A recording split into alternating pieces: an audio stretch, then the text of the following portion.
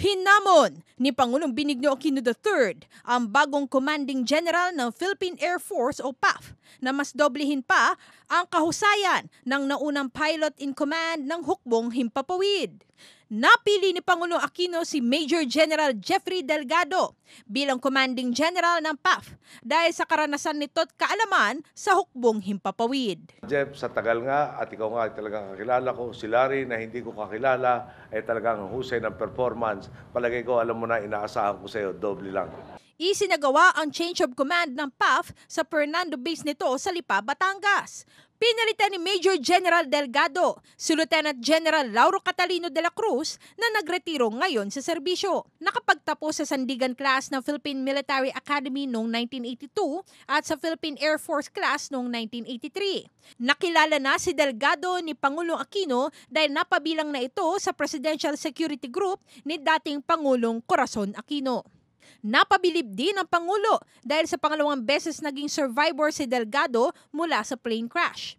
Kwento mismo ng Pangulo, halos ikamatay ni Delgado ang ikalawang plane crash.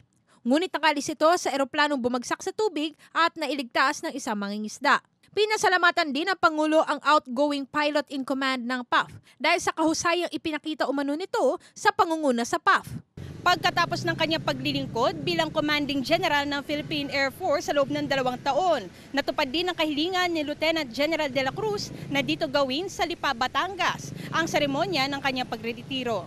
Dito rin mismo sa Philippine Air Force sa Lipa, Batangas nagsimula ang kanyang pagsiserbisyo sa hukbong panghimpapawid na tumagal sa loob ng mahigit 30 taon.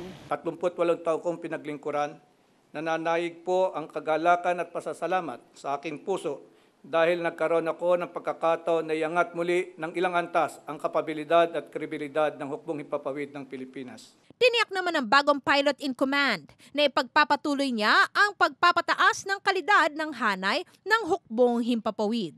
Nais niya mapataas din ang kalidad ng kagamitan para tiyak ang pagiging handa ng hanay sa mga banta sa seguridad ng bansa.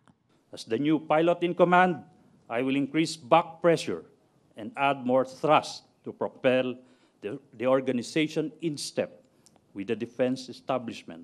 Mula dito sa Philippine Air Force, ito po ang inyong kaibigan, Rema Peñaflor, para sa Newsnight.